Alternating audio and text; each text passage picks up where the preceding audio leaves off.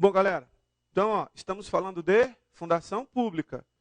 Mas fundação pública regida pelo direito privado, tanto segundo o texto constitucional, quanto segundo o Decreto-Lei 200 de 1967. Beleza? Próximo slide. Acompanhe comigo na tela aí, ó. Fundação de direito privado. Decreto-Lei 200 de 67. As fundações só adquirem personalidade jurídica com a inscrição, com a inscrição da escritura pública de sua constituição no registro civil de pessoas jurídicas, ou seja, cartório de pessoa jurídica, não lhes aplicando as demais disposições do Código Civil concernentes às fundações. Então, primeira coisa importante, fechando aqui em mim, segundo a Constituição Federal, ela vai ser autorizada por lei específica. Só que o fato dela ser autorizada por lei específica não dá a personalidade jurídica. Ela só vai adquirir a personalidade jurídica com registro em cartório de pessoa jurídica. Interessante que a autarquia não precisa desse registro. A própria edição da lei já dá para a autarquia a sua personalidade jurídica. Diferença também entre autarquia e fundação pública, só que fundação regida pelo direito privado. Veja que lá eu coloquei um parênteses para a gente fazer um outro estudo. Vai lá para o próximo slide. Próximo. Olha que interessante. Muito importante. Fundação do poder público, segundo o Código Civil. Voltando no slide anterior, eu coloquei um asteriscozinho. Deixa aqui em mim. O Código Civil, ele vai falar um pouquinho de fundação de direito privado. E o mais interessante, o Código Civil, ele vai tratar de fundação de direito público. Existe fundação de direito público, mas não é regida pela Constituição e não é regida pelo Decreto-Lei 200. Fundação de direito público é regida pelo Código Civil. Então, quando eu falei aquele parênteses com asteriscozinho, eu ainda estou falando de fundação de direito privado. Bota o quadro azul aí. Olha comigo à sua direita, onde tem um parênteses.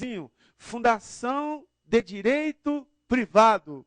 Registro em cartório, precedida, quando necessário, de autorização ou aprovação do Poder Executivo. Moral da história, ela vai ser autorizada por lei específica, ou vai ser autorização legislativa segundo o Decreto-Lei 200, mas tem que ter registro em cartório.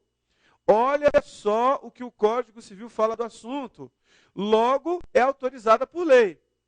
No nosso contexto constitucional, lei específica. Nasce do patrimônio privado e, segundo o Código Civil, é gerenciada pelo poder público, segundo o Código Civil. Exemplo, doação de patrimônio pela iniciativa privada, mas gerido pelo poder público. Esse tipo de fundação de direito privado, onde você tem a doação de patrimônio e quem vai dirigir é, de fato, o poder público, é um tipo de fundação regida pelo Código Civil.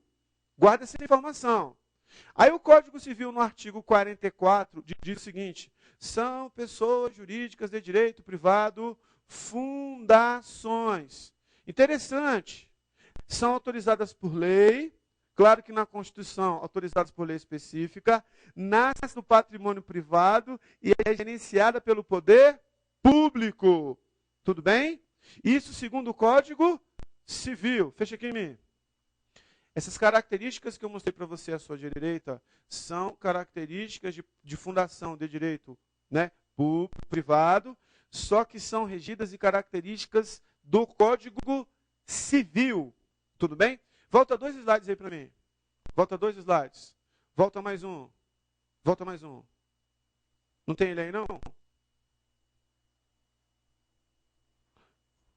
Sem problemas. Fecha aqui, não tem nada não. Olha só, presta atenção.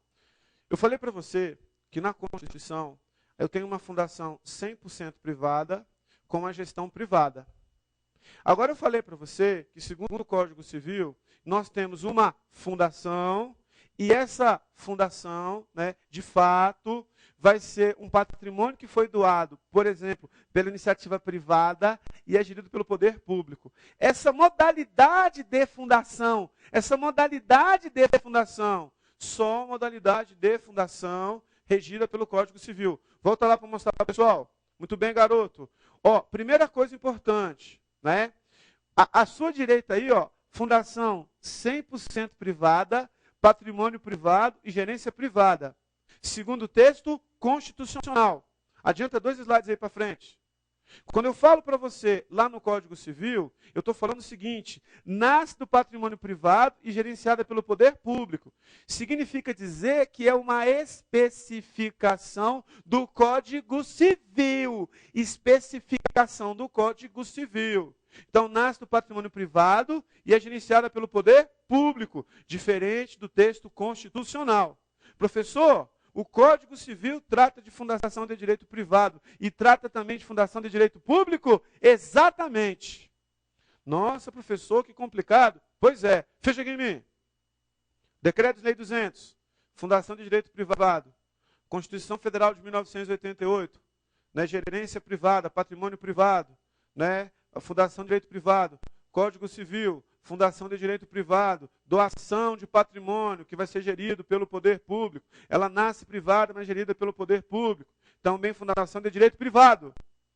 Nossa, professor, que nó na minha cabeça. Você está vendo como, quando a gente fala de administração pública e fala de administração indireta, tem que entender esses detalhes? Tem que entender, senão eu me confundo. Agora vem um lance mais interessante. Também do Código Civil existe fundação de direito público. Professor, regra. Fundação de direito público, é regra ou exceção? Exceção. O Código Civil veio depois. Então, em regra, ela é privada, mesmo chamando fundação pública. Mas, em regra, é regida pelo direito privado. Fundação de direito público é exceção. Vai lá no slide. Esse azulzinho, à sua esquerda aí, ó. Fundação do poder público regida pelo direito público. Criada por lei. Autarquias fundacionais. Interessante, né? Quando a gente fala de autarquia, o Decreto-Lei 200 diz que ele é criado por lei. O Código Civil também. Professor, mas tu não está falando de fundação, professor? Pois é. Só que essa fundação, no fundo, ela é uma autarquia. O que a gente vai chamar de autarquia fundacional. Ela não está amparada na Constituição. Mesma redação do Decreto-Lei 200. Fechando aqui em mim. O Decreto-Lei 200 diz que a autarquia é criada por lei. Ele não diz isso? Professor, você está dando um nó na minha cabeça. Tu não está falando de fundação, professor? Tu não está falando de fundação de direito público? Queridos, fundação de direito público, no fundo, é uma autarquia. Por quê? Porque ela chama fundação pela sua semelhança com as fundações públicas. Mas no fundo, ela é uma autarquia. Ela é criada por lei, não é verdade? Ou seja, chama fundação, mas é uma autarquia que a gente vai chamar de autarquia fundacional. Volta no slide lá, à sua esquerda. Autarquia fundacional não precisa de registro em cartório. Claro, é uma autarquia. São denominadas fundações apenas por sua semelhança com a fundação privada. Mas, de fato, são autarquias. Ou seja, obedecem ao mesmo regime de direito público. Então, autarquia fundacional, fundação de direito público, no fundo, é uma autarquia. Exemplo, Fundação Nacional de Saúde, FUNASA, IBGE, UNB, IPEA, né? Aí tem outras aí, Fundação Universidade de Brasília, etc. e tal. Artigo 41, inciso 5º do Código Civil. As demais entidades de caráter público criadas por lei, entidades de direito público interno. Essas entidades de direito público, de caráter público criada por lei, é o que o Código Civil vai classificar como autarquia fundacional. Agora sim, fecha aqui. Fundação de direito privado, Decreto-Lei 200, Constituição Federal e o próprio Código Civil. Fundação de direito público, só o Código Civil. É semelhante a uma autarquia. Ela recebe o nome de fundação porque se parece com uma fundação, mas no fundo é uma autarquia. é regida pelo direito público, é criada por lei. Consegue entender? Então, fundação de direito público é exceção. Fundação de direito privado é a regra. Fundação de direito público, no fundo, é uma autarquia. Chama fundação, mas no fundo é uma autarquia. Ficou claro isso? Está vendo como esse estudo é um estudo interessante? Esse estudo que a gente faz, né? Da parte da administração direta e indireta. Está vendo como a gente começa a tirar dúvidas? Está vendo como a gente tira mitos da cabeça? Beleza? Próximo slide. Acompanhe comigo na tela. Empresa pública regida pelo direito privado. Segundo a Constituição Federal, segundo o Decreto 200, sua esquerda, entidade dotada de personalidade jurídica de direito privado, com capital próprio e exclusivo da União, criada por lei, olha, texto do Decreto 200, para a exploração de atividade econômica, tem fins lucrativos, que o governo seja levado a exercer por força de contingência ou conveniência administrativa. Primeira coisa importante, presta atenção, fecha aqui. Uma empresa pública tem 100% das ações ordinárias, ações com direito a voto, pertencente ao governo. Não tem capital privado. É uma SA de capital fechado. Detalhe, empresa pública não necessariamente tem que ser SA. SA é uma empresa subdividida em ações. Ela pode ser SA ou pode ser uma outra classificação. Não tem problema. Só que não tem capital privado. Todo o dinheiro é do governo. Existe exploração de atividade econômica? Sim. É uma empresa que visa lucro? Sim. E esse lucro reverte para o Estado sobre o que a gente chama de receita de capital. É louvável o trabalho que você tem, mesmo um trabalho sendo lucrativo, da empresa pública. Outra característica interessante, segundo o Decreto-Lei 200, é criada por lei. Será que esse é o texto constitucional? Lembrando mais uma vez, o que está no decreto, o que está na Constituição, a Constituição tem supremacia. Volta lá no slide. Acompanhe comigo à sua direita. Somente por lei específica poderá ser autorizada a instituição de empresa pública. Ela é autorizada por lei específica. Fecha aqui em mim. Mais uma vez eu falo para você. Autorizada por lei específica, Constituição Federal. Criada por lei, Decreto 200. Mais uma vez, se na prova não falar da lei, vale os dois contextos. Se na prova não falar da lei, aliás, se na prova falar da lei e falar que é Constituição, autorizada por lei específica. Se na prova falar da Decreto 200, criada por lei. Tudo bem? Tem questões de prova que ele coloca criado por lei, não cita a lei, está certo. Está certo, porque é Decreto 200. Beleza? Volta no slide lá. Acompanhe comigo à sua direita aí, ó. Depende de autorização legislativa a criação de subsidiárias de empresa pública, assim como sua participação em empresa privada. Fechando aqui em mim. A lei autoriza a criação.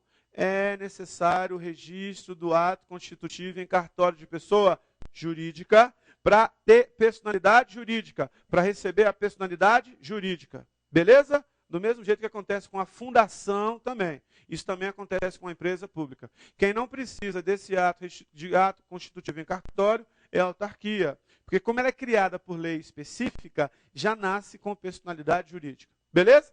Próximo slide, acompanhe comigo na tela. Sociedade de economia mista, assim como a empresa pública é regida pelo direito privado. Fecha aqui em mim.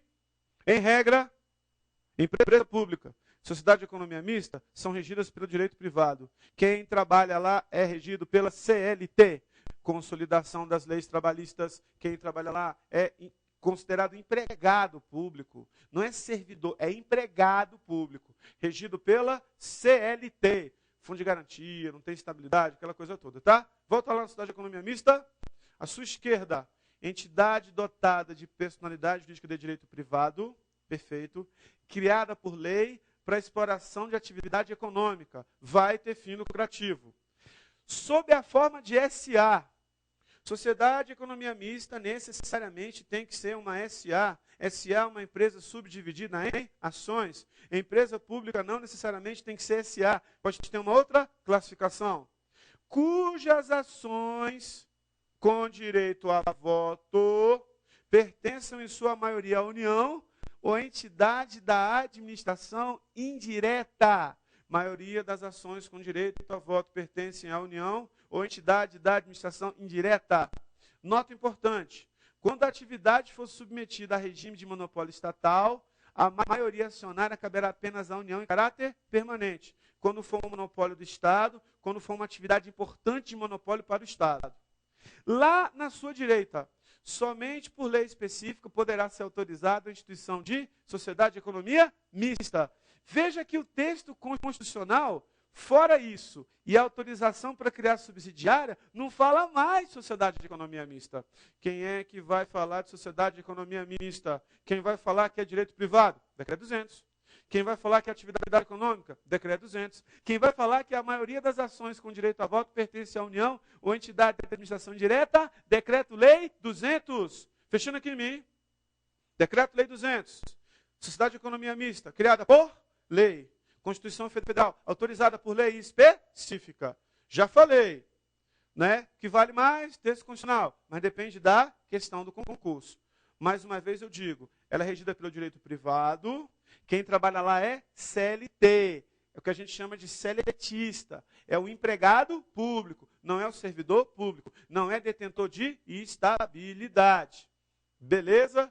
Sem dificuldade, fácil, tranquilo, bacana, tudo tranquilo, tudo fácil, beleza? Próximo slide. Acompanhe comigo na tela.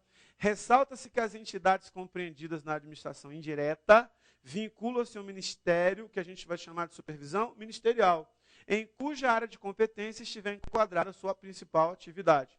Ou seja, do órgão para a entidade existe uma vinculação, controle de finalidade, supervisão ministerial. Fechando aqui, muito importante, hein?